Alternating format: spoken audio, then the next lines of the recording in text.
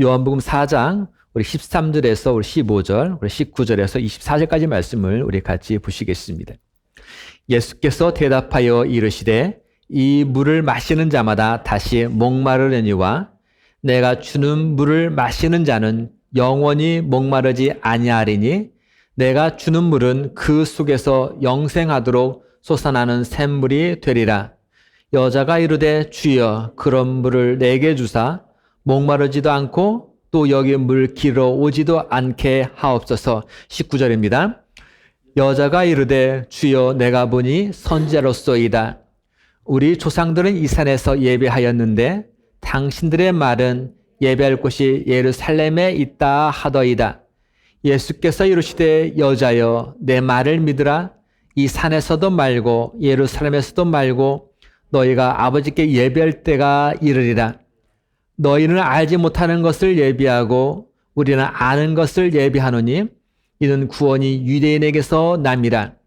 아버지께 참되게 예배하는 자들은 영과 진리로 예배할 때가 오나니 곧 이때라.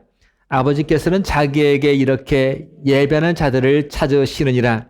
하나님은 영이시니 예배하는 자가 영과 진리로 예배할지니라. 아멘.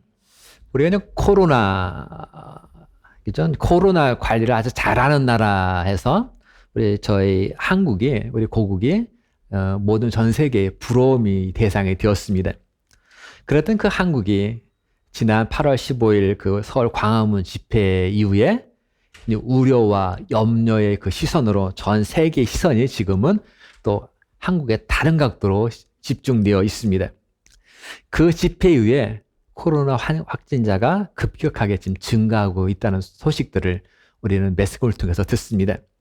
또 그 때문에 정부는 그 사회적 거리두기를 오히려 더 격상시켰고 수도권 내의 모든 교회들은 이제는 비대면으로, 그러니까 직접 예배 교회 와서 못 드리도록 그거를 거리두기로 격상시켜버렸습니다. 자, 그래서 원칙은 지금 교회들이 어떻게 되냐면 온라인으로만 바로 예배가 가능한 상태가 되었습니다. 자, 정부 또 국민들 혹시 제2의 더 팬데믹 현상이 나타나지 않을까 심히 불안해합니다. 걱정합니다. 염려에 놓여 있습니다. 자, 그럼에도 광화문 집회를 주도했던 사람들이 있습니다. 우리 잘 아는 사랑제일교회 정광훈, 또 그를 추종하는 사람들. 연일 그들이 입에서 나오는 말들은 그냥 상식선으로 이해할 수 있는 이야기들이 계속 나옵니다. 각종 매스컴에서 이를 가만두지 않죠. 계속 보도합니다. 예배 멈춰서는 안 돼. 생명 같은 예배를 멈추지 말라. 연일 신문에 기재된 제목들입니다. 자, 이런 결과는 뭘 만들었을까요?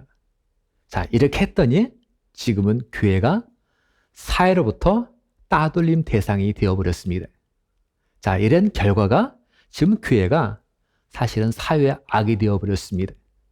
지금은 교회가 정말 기독교가 아닌 개독교가 되어버렸습니다. 어느 목사님이 이렇게 페이스북에 올린 사진이 있어서 이렇게 봤습니다. 봤더니 그 목사님이 어느 식당의 유리물에 이게 글이 있는 부착된 글을 찍어 올려주셨더라고요. 그 교회 다니는 사람 당분간 안 받습니다. 죄송합니다는 문구였습니다. 그죠?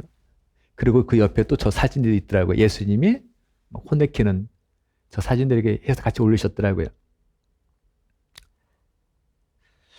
그래서 모르겠습니다. 정말 이 사진이 사실인지 아닌지는 모르겠어요. 그런데 어쨌든 간에 매우 가슴 아픈 이야기입니다. 어쩌면 우리들이 직면한 현 주소는 분명합니다.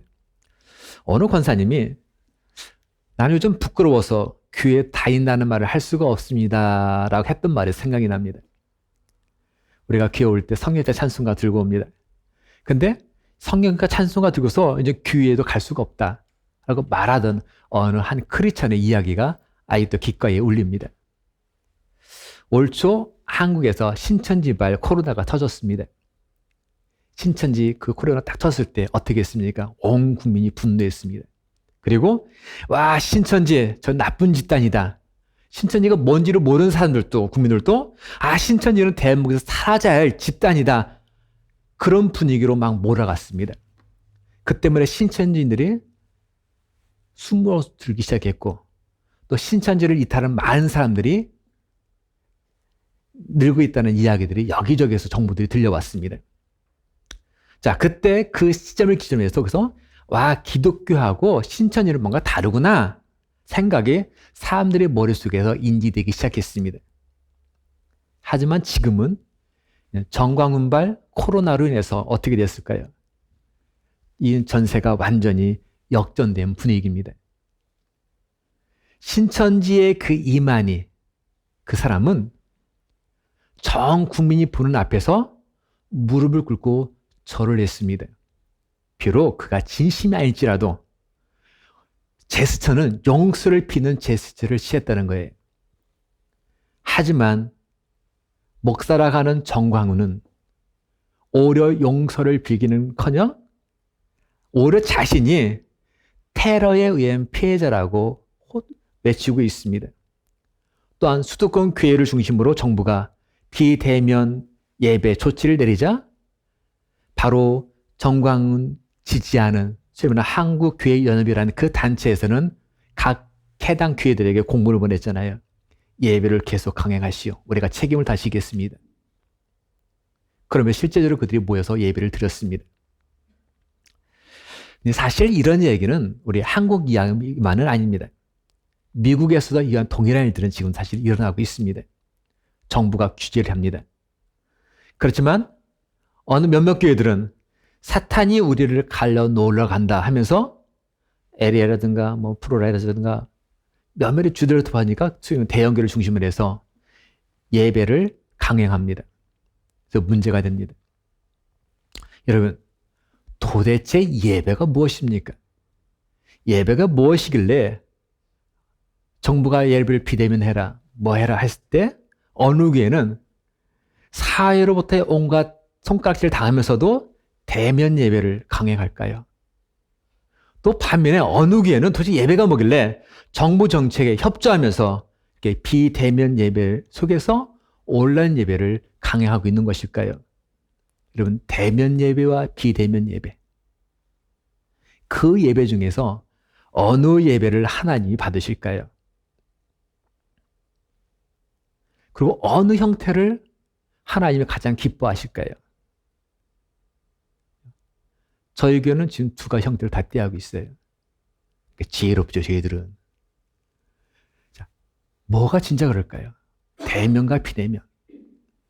자, 이런 물음에 대한 해답을 오늘 함께 읽은 이 말씀 속에서 여러분과 함께 찾아보려고 합니다. 그리고 코로나로 혼란스러운 이 상황 속에서 이때 가령 앞으로 우리 교회가 그럼 어떻게 나가야 될까? 또 우리의 어떤 자세로 어떤 태도로 신앙생활을 해야 될까 하는 어떤 그 방향성, 어떤 목표점을 향해서 함께 같이 고민해 보려고 합니다. 저희들이 같은 요한복음 4장에서는 영원히 목마르지 아니하는 물, 다시 말하면 영생수에 대한 이야기와 함께 예배드리는 때, 예배드리는 어떤 대상자, 예배드리는 자의 어떤 자세 등 이런 예배에 대해서 이야기가 나옵니다. 결론부터 말씀드리면 영원히 목마르지 아니하는 물은 바로 올바른 예배부터 시작된다. 이것이 오늘 말씀의 결론입니다. 영원히 목마르지 않은 길을 원한다면 예배부터 올바르게. 바로 이것이 주님과 이 사마리아 여인과의 대화 내용 주제입니다. 우리들이 어떤 갈증도 궁극적으로 온전한 예배 없이는 해결할 수가 없습니다. 우리가 책을 읽습니다. 책을 아무리 많이 읽고 사색하고 토를 많이 한다지라도 또한 우리가 내가 유식하고 아니면 고상을 할지라도 우리들이 갖는 이 갈증은 심하면 심해졌지 그것이 결코 해결되지 않는다는 이야기입니다. 왜 그런지 아십니까? 왜 우리가 다른 걸 아무리 추구해도 아무리 내가 유의를 즐기고 아니면 책을 많이 읽고 할지라도 해결되지 않느냐? 그 이유는 딱 여기에 있습니다. 저와 여러분들은 모두가 다 하나님의 형상으로 지음받았기 때문입니다. 아멘? 저와 여러분은 하나님의 형상대로 지음받았기 때문에 그런 거예요. 다른 걸로 채워지지 않는다는 거예요. 자, 우리를 하나님의 형상으로 지음받았다 얘기는 뭘 의미합니까? 그것은 하나님이 누구셔요? 하나님이 영이신 하나님이셔요. 우리가 영이신 하나님과 교제하려면은 우리는 어떻게 돼요? 당연히 우리도 영적인 존재가 되다는 거예요. 영적인 존재. 자, 그것이 하나님의 형상으로 지음받다는 의미예요. 그러니까 우리를 하나님의 형상으로 지음받다는 얘기는 우리를 어떤 존재로 만들었냐면 영적인 존재로 만들었다는 거예요. 자, 그 얘기는 뭡니까? 하나님은, 즉 영이신 하나님은 우리가 뭘 원하시냐면은 영원토록 나는 너랑 교제하고 싶어. 난 너와 대화하고 싶어. 난 너랑 같이 어울리길 원해. 바로 그렇게 우리는 지음받은 존재다. 그 사실을 이야기합니다. 그리고 그렇게 하는 것이 곧 뭐냐면 그것이 바로 예배라는 것입니다. 그것이 바로 예배입니다. 따라서 우리의 모든 갈증은 하나님과 교제, 바로 그 예배를 통해서만 바로 해결할 수가 있습니다. 제가 예전에 슬기로운 감옥생이라는 드라마를 봤습니다. 슬기로운 감옥생활. 자, 그 드라마에 보니까 죄를 짓고 사람들이 감옥에 가잖아요. 감옥에 가니까 감옥 그 방에 몇 사람들이 있더라고요. 뭐 4명, 5명 그 드라마 생이 있더라고요. 그들이 가서 서열에 들어보면 움직여지는 장면이 나옵니다. 근데 그 중에서 간혹 가다가 어떤 문제를 일으키는 또 죄수가 있어요. 문제를 막. 자, 그렇게 하면 어떻게 되냐면은 그 죄수를 어디죠? 독방에 집어넣더라고요. 독방에. 근데 자기가 문제를 야기했으니까 다 독방에 가는 건 정상이 알면서도 막상에 독방에 갈까봐 두려워하고 어떻게든 안 걸려고 노력하는 그런 모습들이 그 드라마에서 비춰진 걸 봤습니다. 그리고 실제로 우리가 일제 때에도 보면은 좀 심한 우리가 정말 항용을 했던 사람들, 우리 애국지사들을 독방에 가뒀잖아요. 독방에. 자, 독방에 가두면 어떻게 될까요? 독방에 가는 걸 좋아하는 사람 아무도 없습니다. 한두 시간 있을지 모르지만 그걸 하루 종일 이틀, 3일 계속 있는 생각해 보세요. 사람이 그렇게 되면 정신이 돈다고 그래요. 정신 이상자가 된다고 그래요. 그래서 어느 누구도 그거를 싫어합니다. 좋아하지 않습니다. 자, 무슨 얘기입니까? 우리는 처음부터 지음받을 때 홀로 살 수 없는 존재로 지음받았다는 거예요. 아담도 처음에 지음받았을 때 홀르는 것이 외로우니까 하나님이 그의 짝을 또 지어주셨잖아요. 바로 혼자 살 수 없는 존재가 바로 저와 여러분들입니다. 자, 우린 잘 압니다. 사람은 영과 육과 혼으로 되어 있다. 우린 너무 잘 알고 있습니다. 자, 우리 육은 어떤 교제를 통해서, 사람들의 교제를 통해서 우리 육의 갈증들이 해결됩니다. 우리의 혼은 책을 읽고 사색하고 학문을 탐구하고 어떤 예술 등을 통해서 우리 혼의 갈증들이 해결됩니다. 그래서 우리가 음악을 듣고 그림을 그리고 노래를 하잖아요. 하지만 우리의 영은 어떠합니까? 우리의 영은 오직 하나님께 예배를 통해서만, 하나님께 드린 그 예배를 통해서만 우리의 갈증을 해결할 수가 있습니다. 바로 이것이 온전한 사람의 온전한 모습이다라는 사실입니다. 오늘 등장한 이 사마리아 여인을 보니까 그 육과 혼의 갈증은 바로 남편을 통해서 우물가의 그 물을 마심을 통해서 갈증을 해결해 나아가고 있었습니다. 하지만 이 여인은 늘 심한 갈증에 놓여 있었습니다. 그래서 주님께 질문합니다. 우리 조상들은 이 산에서, 바로 그리심 산에서 예배하였는데 당신들의 말에는 예배할 곳이 예루살렘에 있다고 하더이다. 예배하는 것이 하나님께 예배드리는 것인데 이 하나님을 내가 어디서 찾을 수 있습니까? 라는 질문합니다. 바로 영에 대한 갈증에 대한 물음입니다. 아무리 내가 남편을 통해서 갈증을 해결하고 우물가의 물을 마심을 통해서 갈증을 해결해도 영원히 해결되는 그 갈증이 있는데 그 하나님을 내가 어디서 찾을 수가 있습니까? 라고 질문합니다. 그러다 주님이 대답합니다. 이 산도 아니다.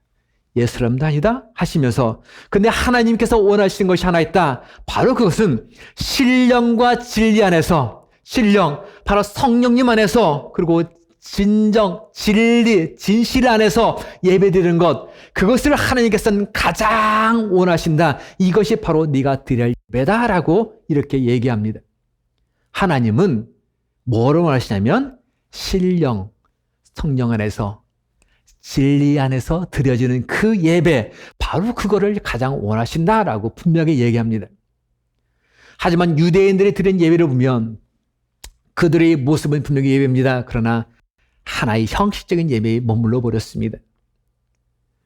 역시 하나님께 자신을 드리는 것이 아니라 거칠에만 드리는 그런 예배를 드렸습니다. 몸은 있습니다. 그러나 그의 마음은 다른 엉뚱한 무언가에 가 있었습니다. 더불어 진리 안에서 예배를 드려야지만 그들은 주관적 감성주의에, 감상주의에 빠져서 예배를 드리곤 하였습니다.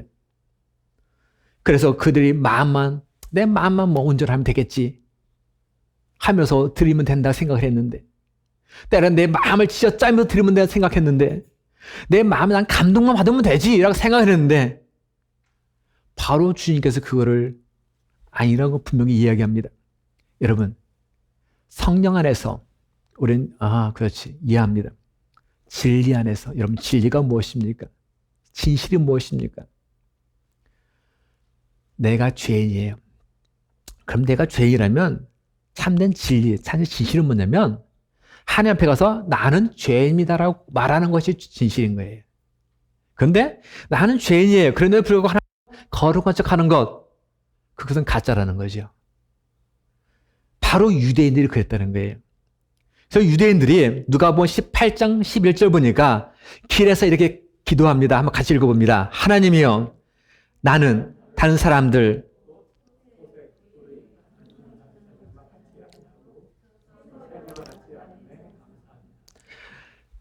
바로 사람들이 많이 드는 길거리에서 큰 소리로 나는 누구 같지 않다라고 하면서 자신은 깨끗한 것처럼 거룩한 것을 기도합니다.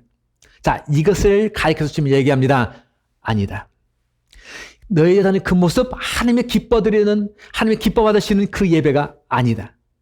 기도 형식이지만 그런 자세로 드려진 그 예배 아니다.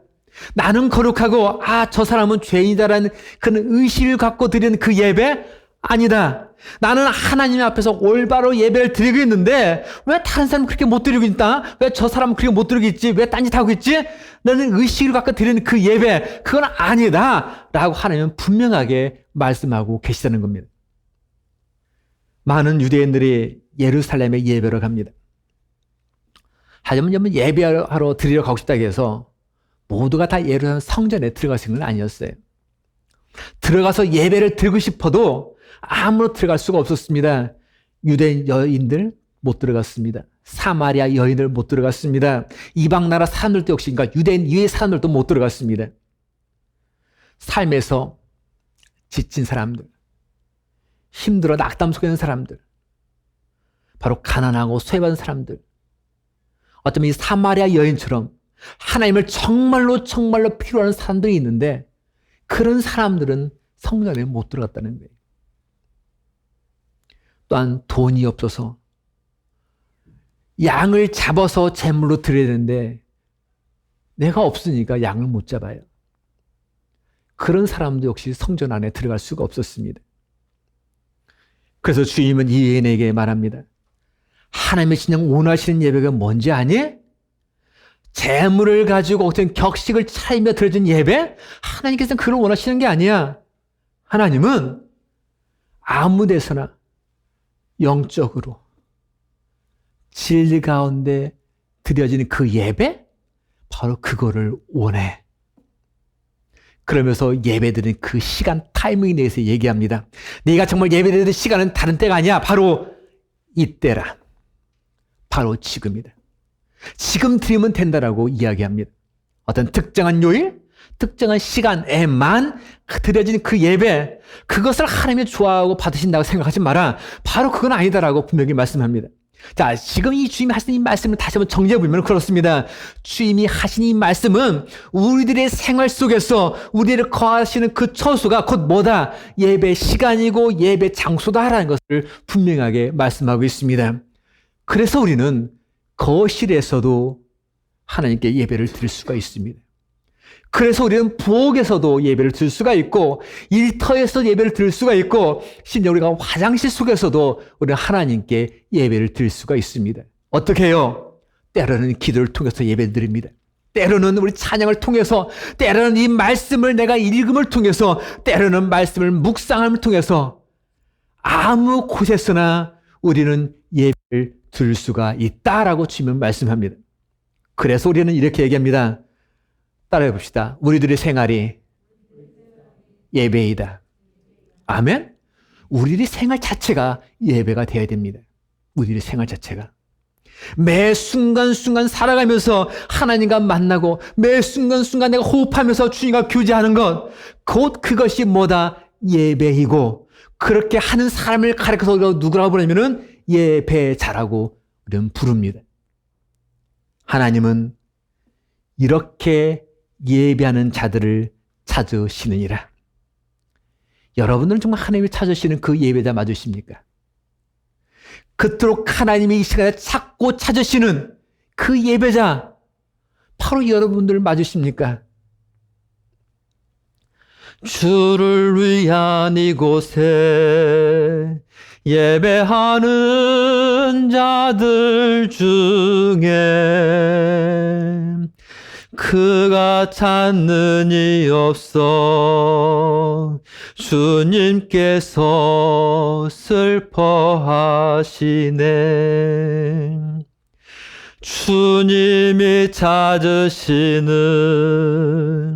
그 한 사람, 그 예배자, 내가 그 사람 되길 간절히 주께 예배하네. 하나님은 예배자를 찾으시지 하나님은 구경꾼을 찾지 않으십니다. 저는 주일에 드려지는 그 예배에 대해서 한번 생각을 해봤습니다. 바로 오늘 우리 드려진 예배에 대해서 생각을 해봅니다. 예배가 뭡니까? 조금 전에 말씀드린 것처럼 하나님과의 만남이에요. 하나님과 나와 교제하는 거예요. 자, 그렇다면 그래서 우리는 하나님과 관계를 맺었던 사람들, 저도 그렇고 여러분도 그렇고 하나님과 내가 관계를 맺는 우리들이 언제? 우리가 살아가면서 우리 생활 속에서 우리는 예배합니다. 근데 그 예배가 어떻게 나타나냐 하면 바로 우리 살아가면서, 즉 우리 오늘 예배 순서 보면은 경비와 찬양이 있어요. 바로 살아가면서 찬양을 해요. 우리 찬양하면서 기도해요. 살아가면서 교제하고요. 살아가면서 말씀 보고 그런단 말이에요. 바로 이런 것이 우리 생활 속에서 평소 생활을 하나하나 구성해가는 것, 바로 그렇게 예배가 구성되어 가고 있다는 얘기예요. 그래서 단적인 예로 밥정을 앞에 두고 여러분 기도하지 않습니까? 예배한단 말이에요. 일을 하다가 여러분 흥얼흥얼 거리면서 찬양하고 있지 않습니까? 바로 예배하겠다는 얘기예요. 말씀을 읽다가 어느 날 주시는 그 은혜에 너무 감격해서 내가 눈물을 줄 흘리지 않습니까? 바로 예배를 하고 있잖아요. 또한 우리는 그 가운데서 내가 앞으로 주님의 영광을 위해서 앞으로 살겠다 헌신하지 않습니까? 바울이 그렇게 예배를 드리고 있다는 얘기예요. 언제요? 언제 그 예배 드립니까? 정확히 말하면 주일 오후 3시 이후부터 다음 주일날 월화수목금 쭉 지나서 다음 주일 오후 2시 전까지 우리는 각각의 생활 속에서, 삶 속에서 하나님께 기도하고 교제하고 감사하면서 하나님 교제하고 하나님 만나는 그런 예배를 우리 생활 속에서, 우리 삶 속에서 하고 있다는 이야기입니다. 그러다가 어떻게 합니까? 주일 오후 2시가 되면 교회 오잖아요. 교회 와서 오후 3시까지, 오후 3시 15분까지 바로 이 시간에, 그죠? 우리 주부 나누이 순서대로 예배를 또 드린단 말이에요. 그러니까 우리가 생활하면서 했던 모든 것들, 찬양이 있었고 기도가 있었고 말씀이 있었고 교제가 다 있었잖아요. 그거를 이 순서에 만들어서, 그걸 하나하나 순서로 만들어서 바로 이걸 예배 의식으로 만들어서 주일날 예배를 드리고 있단 말이에요. 그래서 우리가 찬송을 통해서, 기도를 통해서 헌금 올림으로 하나님께 올려드립니다. 하나님 우리에게 이 말씀을 통해서 또 축도를 통해서 하나님의 뜻이 우리에게 임재합니다. 그러니까 하나님께 올려드리고 하나님이 말씀하시고 딱 만난단 말이에요. 이것이 바로 예배라는 거예요, 이게.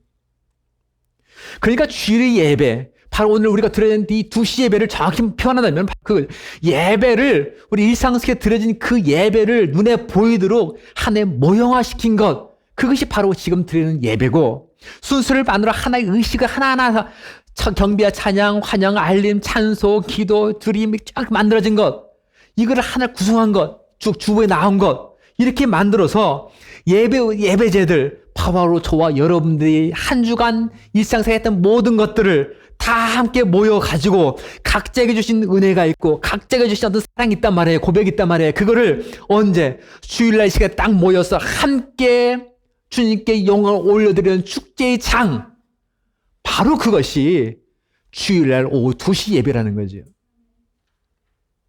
그러니까 당연히 여기는 뭐가 있을까요? 2시 예배는 감사가 있고 기쁨이 있고 회복이 있습니다. 웃음이 있고 감격이 있고 눈물이 있고 애통함이 있고 은혜가 있습니다. 지치고 낙담 속에 빠진 사람들이 하나님의 그 만지심 속에서 내가 회복이 되어집니다. 비전이 없어 아무것도 보지 못합니다. 그런 사람들이 다시 일어나는 시간이 바로 이 예배 시간이 되고, 그동안 내가 주님의 눈빛을 피하며 여기저기 숨어 다니고 회피하던 사람들이 예배를 통해서 주님을 만나고 새로운 사람으로 변하는 시간이 바로 이 예배 시간입니다. 우리들의 모습은 어떠합니까? 하나님이 찾으시는 그 예배자? 바로 여러분들 맞습니까? 행복한 신앙생활은 바로 온전한 예배에서 이루어집니다. 행복한 신앙생활은 주일날 와서만 이것만 이루는 게 아니라 내가 한 주 한 주 늘 날마다 살아가는 가운데서도 주님과 예배를 가운데 이루어집니다. 그리고 심한 우리의 갈증은 해결 방법은 오직 예배를 통해서만 해결됩니다. 예배를 통해서 상하고 찢긴 심령이 회복되어지고 예배를 통해서 놀라운 평화와 기쁨을 우리는 선물로 받게 됩니다. 어설픈 예배의 모습, 구경꾼 예배의 모습, 결코 주님이 원하시는 모습이 아니고 또 우리들이 추구하는 모습은 아닙니다. 왜냐하면 하나님께서 제일 사랑하시는 사람들이 누구 있기 때문에 바로 저와 여러분들 때문에 그렇습니다. 하나님이 제일 사랑하는 사람이 바로 우리이기 때문에 그렇습니다. 그래서 하나님은 끝까지 우리와 교제하기를 원하십니다. 하나님은 끝까지 우리와 사귀기를 원하십니다. 코로나 언제 끝날까요? 처음에 초창기 때는 여름이 끝나지 기대했던 것이 지금은 언제 끝날런지 희망이 보이지 않습니다. 자, 그러다 보니까 서서히 저도 이제는 목회하면서 고민을 하게 됩니다. 앞으로 목회의 방향을 어떻게 설정해 나가야 될까 정말 고민이 됩니다. 이젠 예전처럼 잘 못 모이고 밑에 좀 끝나고 가서 교제도 못하고 함께 어디 가서 멋있게 파티도 못하는 상황이 되어버렸습니다. 어떻게 할까요? 혼란하기만 합니다.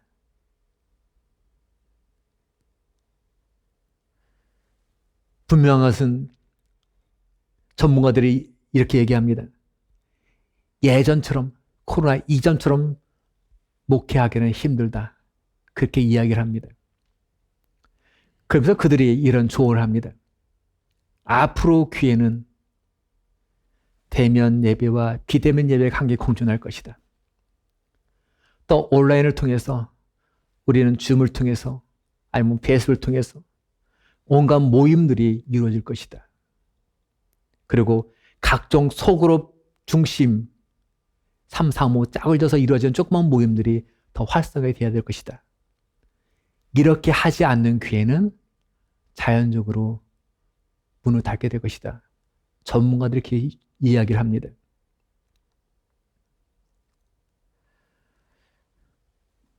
정말 중요한 건 뭘까? 바로 여기에서 이제는 저도 그렇고 또 여러분도 우리도 그렇고 우리 모두가 다 이제는 고민할 때가 온 것 같습니다. 그래서 아까 제가 성경 공부도 대면과 줌을 통해서 같이 해야겠다. 어떤 그렇게 할 수밖에 없는 현실이니까. 또 다른 우리 교제도 이제는 소그룹으로 좀 더 나눠져서 사랑을 나누고 어떤 그런 모임을 활성화해야겠다. 여러 고민들을 해보게 됩니다. 자, 중요한 건 뭡니까? 그러나 어떤 형태가 되었든 간에 이렇게 했든 간에 중요한 거는 하나님은 항상 저와 여러분과 함께 하신다는 사실입니다. 아멘. 우리와 함께하고 계십니다. 비록 때로는 우리가 직접 대면은 못하고 인터넷에서 만난다 할지라도, 비록 우리가 이렇게 얼굴을 맞대고 교제하고 사랑을 나눌지라도 어떤 상해나 관계없이 그 속에서 우리가 신령으로 진정으로 함께하는 모임이라면 바로 주님은 그것을 기뻐하시고 받으신다는 사실입니다.